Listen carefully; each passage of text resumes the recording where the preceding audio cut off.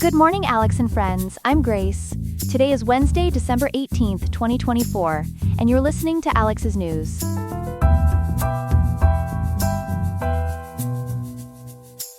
The weather in Riverside is looking quite mild today, with a high of 79.3 degrees and a low of 57.8 degrees Fahrenheit. Coming up, we'll examine the surprising military alliance that has formed between Russia and North Korea during the Ukraine conflict. Then, we'll explore the controversy surrounding California's latest workplace legislation and its impact on employee meetings. Finally, we'll share an inspiring story about how weightlifting gyms are transforming into vital community spaces for America's senior citizens, offering both physical and social benefits. All this and more ahead on Alex's News.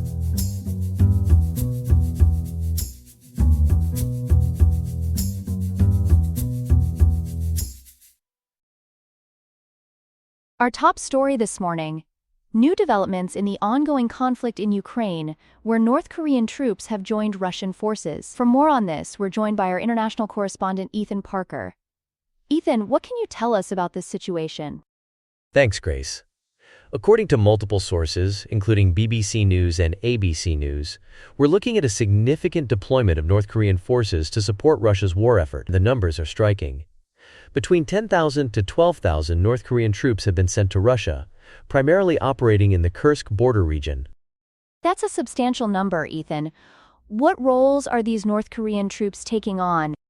Well, Grace, while they initially served in training and support roles, these troops have now transitioned into active combat operations. However, according to Ukraine's military intelligence agency, known as GUR, they're facing significant casualties. Just over a recent weekend, approximately 30 North Korean troops were either killed or wounded.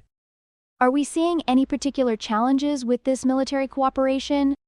Yes, Grace.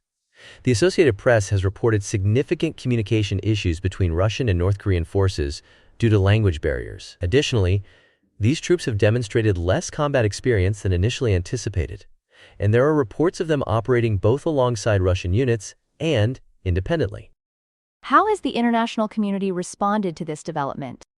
The response has been swift and unified, Grace. According to Pentagon Press Secretary Major General Pat Ryder, multiple nations, including the EU, UK, US, Australia, and South Korea, have strongly condemned North Korea's involvement. The US Treasury Department has already taken action by imposing sanctions on 9 individuals and 7 entities supporting North Korea, with the White House promising additional sanctions to come. And what's been Russia's response to these reports? Interestingly, Grace, the Kremlin has maintained silence on this issue, consistently referring all questions to the Russian Ministry of Defense. However, Ukrainian President Volodymyr Zelensky has shared drone footage confirming the presence of North Korean troops in combat situations. Thank you for that comprehensive report, Ethan. We'll continue to follow this developing story. And now for our second story of the morning. We turn to our labor and policy correspondent Chloe Martinez for details on California's new law affecting workplace meetings. Chloe? Thanks, Grace. California is set to join 9 other states in banning what are known as captive audience meetings through Senate Bill 399, which takes effect in just 14 days on January 1, 2025. According to CalMatters, these are mandatory meetings where employers discuss their views on political or religious matters, particularly unionization efforts. Can you explain what typically happens in these captive audience meetings? These are meetings where workers have traditionally been required to attend and listen to their employer's stance on various issues, particularly anti-union messaging. Under the new law, as reported by LAAbenist, workers can't be disciplined or face retaliation for refusing to attend such meetings. What's been the reaction from different groups to this legislation? It's been quite divided, Grace. The California Labor Federation has strongly supported the measure, seeing it as a worker protection law. On the other hand, the California Chamber of Commerce has opposed it, arguing that it infringes on employers' free speech rights and their ability to discuss industry-related regulations. Are there any exceptions to this law, Chloe? Yes, there are. The law includes specific carve-outs for employees whose jobs inherently involve political discussion, such as those working for political parties. And violations won't come cheap. Employers face a $500 civil penalty per employee per violation, and workers will have the right to pursue private legal action. How does this fit into the national picture? Well, California is actually the 10th state to implement such a ban. According to legal databases, states like Connecticut, New York, and Oregon already have similar laws in place. And just last month, on November 13th, the National Labor Relations Board issued a federal ruling banning these meetings nationwide, though that's expected to face legal challenges. Thank you for that comprehensive report, Chloe.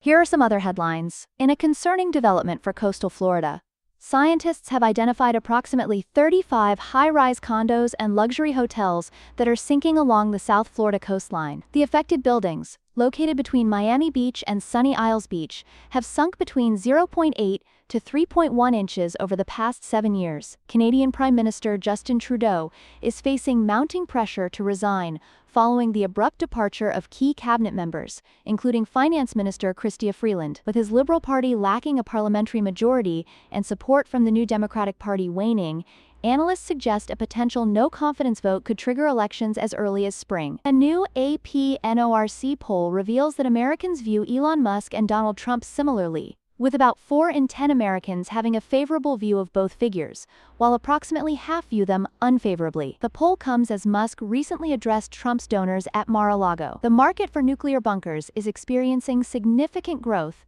despite expert warnings about their effectiveness.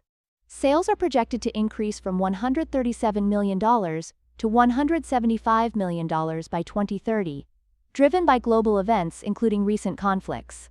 However, experts emphasize that these structures may create a false sense of security. In New York, Luigi Mangione has been charged with murder as an act of terrorism in the killing of United Healthcare CEO Brian Thompson. The 26-year-old suspect, reportedly motivated by anger toward the healthcare system, was arrested in Pennsylvania and found with the murder weapon and various fake IDs. In health news this morning, we're exploring how weightlifting programs are transforming the lives of older adults across the country. Joining us now is our health correspondent Ethan Parker. Ethan, this seems to be a growing trend in senior fitness. That's right, Grace.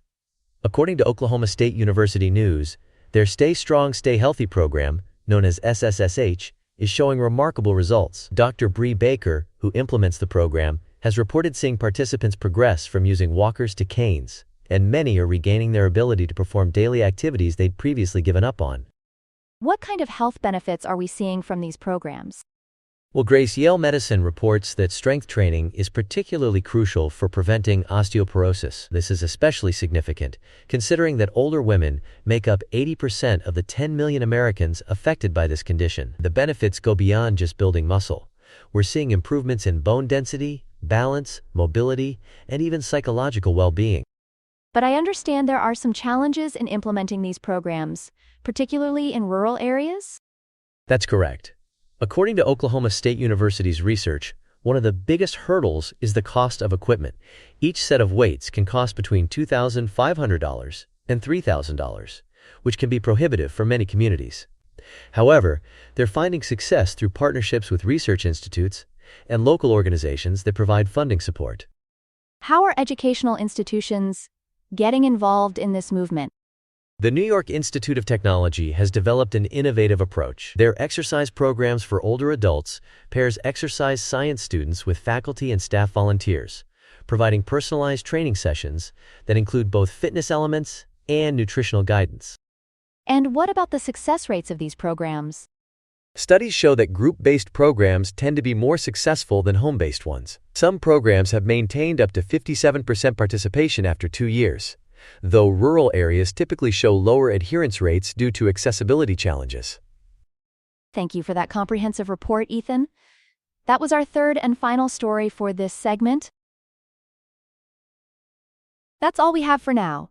Today's episode was made by Alexander King with Claude Sonnet 3.5, the Perplexity API, and the Google Cloud Text-to-Speech API. I hope you have a great day. I'll see you tomorrow, Alex.